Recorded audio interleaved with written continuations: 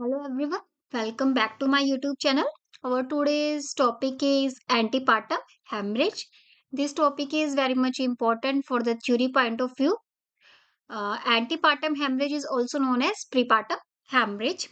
What we are going to cover under this topic: definition of antepartum hemorrhage, incidence of antepartum hemorrhage, causes of antepartum hemorrhage, and complications to the mother and to the foetus due to the APH. ठीक है, antepartum haemorrhage से mother को क्या complication होंगी, foetus को क्या complication हो सकती है, इन सबको हम इस लेक्चर में डिस्कस करेंगे।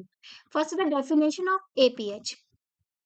APH is defined as bleeding from or into the genital tract after 28th week of pregnancy before birth. Baby की बर्थ होने से पहले 28 वीक्स के बाद मदर को क्या हुआ, सडनली ब्लीडिंग स्टार्ट हो गई है, तो उसको हम किसके अंडर कंसिडर करते हैं, antepartum haemorrhage.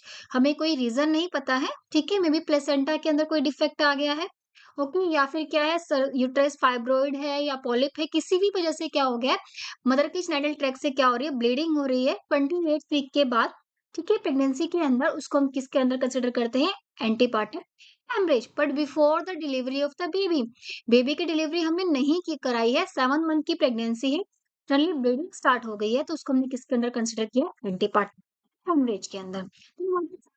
Of APH about 3 to 5% amongst hospital deliveries, जो रजिस्टर्ड डिलीवरीज है हमारे पास, ठीक है, उनमें से 3% जो डिलीवरीज है वो कैसी होती है, एपीएच एंटीपार्टम हेमरेज की वजह से होती हैं। Leading cause of perinatal and maternal mortality worldwide, ठीक है, मैटरनल मोर्टिलिटी क्या होती है, number of death due to pregnancy and labour, labour और प्रेगनेंसी की वजह से जितनी मदर की डेथ होती है उसको हम क्या बोलते हैं, मैटरनल मोर्टिलिटी। पेरिनेटल मोर्टिलिटी क्या होती है, जो इन्फेंट की डेथ होती है, ठीक है, प्रीटर्म प्रीटर्म बेबीज हैं, ओके, उनकी किसी वजह से डेथ हो गई है, ओके, या फिर क्या हुआ है, विद इन 7 डेज बर्थ हुआ है इन्फेंट का, विद इन 7 डेज उसकी डेथ हो गई, तो उसको हम किसके अंडर कंसिडर करते हैं, पेरिनेटल मोर्टिलिटी के अंदर। तो जो हमारा एपीएच है उसकी वजह से क्या होता है, पेरिनेटल मोर्टिलिटी और मैटरनल मोर्टिलिटी रेट क्या होता है, इंक्रीज कर जाता है worldwide. 1/5 of preterm babies are born in associated with APH.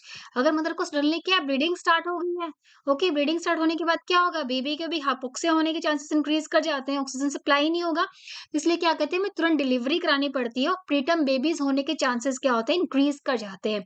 जो 1/5 में प्रीटर्म बेबीज बॉर्न होते हैं वो किसकी वजह से होते हैं, एंटीपार्टम हेमरेज की वजह से ही होते हैं। What are the causes and aetiology of APH? Most of the time unpredictable, ठीक है, मदर को क्या सडनली ब्लीडिंग स्टार्ट हो जाती है, मदर लेटी हुई है, मदर को क्या सडनली क्या होती है, ब्लीडिंग स्टार्ट हुई, स्पॉटिंग स्टार्ट हो गई, यूट्राइन कॉन्ट्रैक्शंस आने लगी पेन के साथ, तो मोस्टली टाइम क्या होता है, ये अनप्रिडिक्टेबल होता है। Most common cause of APH is placenta derive, ठीक है, हमने देखा है मोस्टली केसेस में क्या होता है, प्लेसेंटा के अंदर कोई डिफॉर्मिटी आ जाती है, डिफेक्ट आ जाता है, इसकी वजह से क्या होती है, मदर को ब्लीडिंग स्टार्ट हो जाती है।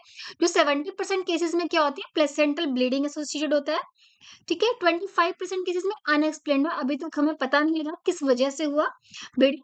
5% केसेस में क्या होता है, एक्स्ट्रा प्लेसेंटल काजेस, ठीक है, मदर को क्या है, सर्वाइकल लेजन्स हो गए हैं, इन्फेक्शन हो गया किसी वजह से, ओके, सर्वाइकल पॉलिप्स से जो अनडायग्नोज रह गए, ठीक है, या फिर यूट्रस में कोई फाइब्रोइड था, ठीक है, इसकी वजह से कई बार क्या होता है, ब्लीडिंग स्टार्ट हो जाती है।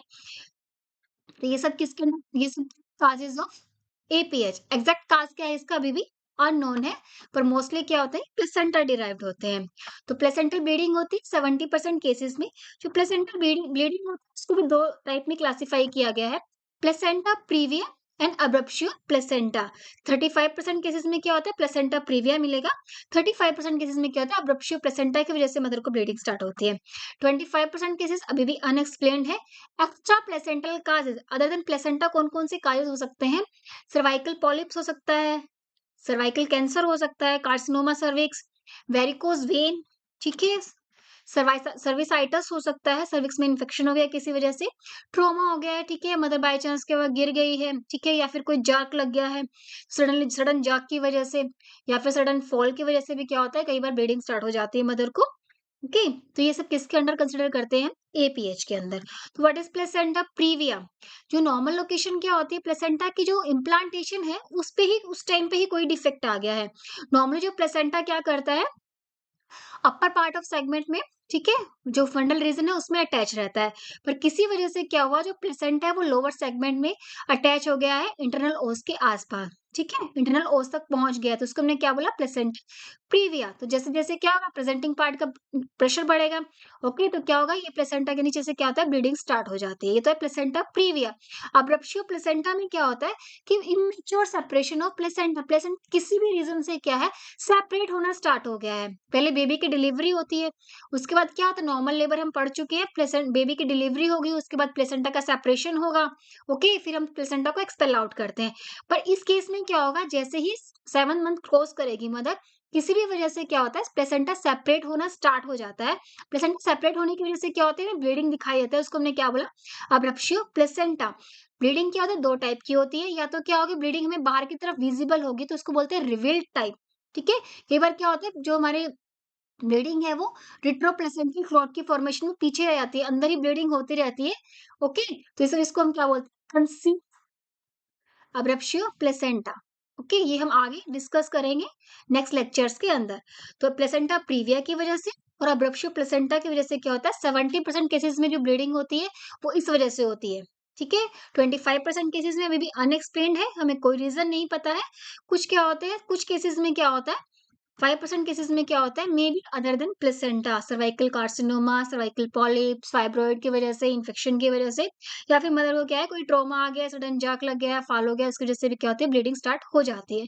तो ये सब है एंटीपार्टम हेमरेज की reasons. Then what are the different terminology used, ठीक है, हम एपीएच को डिस्कस करेंगे, प्लेसेंटा प्रीविया है, प्लेसेंटा ब्रेप्शियो है, इन सब को हम डिस्कस करेंगे in next lectures in detail. तो हमने कुछ टर्मिनोलॉजीज यूज करेंगे हम बार बार, उनकी मीनिंग क्या है। First is spotting, tending, striking और ब्लड स्पॉटिंग ऑन अंडरवियर और सैनिटरी नैपकिन। मतलब को क्या होती है, सिर्फ क्या होता है, एक स्पॉट दिखाई देता है, इसको हम बोलते हैं स्पॉटिंग, ठीक है। अगर स्पॉटिंग भी है, ये भी क्या है, एक डेंजर साइन है, कोई क्या है, अंदर कोई ना कोई डिफेक्ट आया है, इसकी वजह से क्या हो गई है, ब्लीडिंग स्टार्ट हो गई है, ठीक है। मे बी मेम्ब्रेन में हल्का सा रप्चर आ गया है, या फिर कहीं ना कहीं से कुछ डिफेक्ट आया है जिसकी वजह से मदर क्यों क्या हुआ है, स्पॉटिंग हुई है। माइनर हैमरेज कब बोलेंगे, blood loss is less than 50 ml, जब ब्लड लॉस क्या है 50 ml से लेस है तो इसको हम क्या बोलेंगे, माइनर हैमरेज है।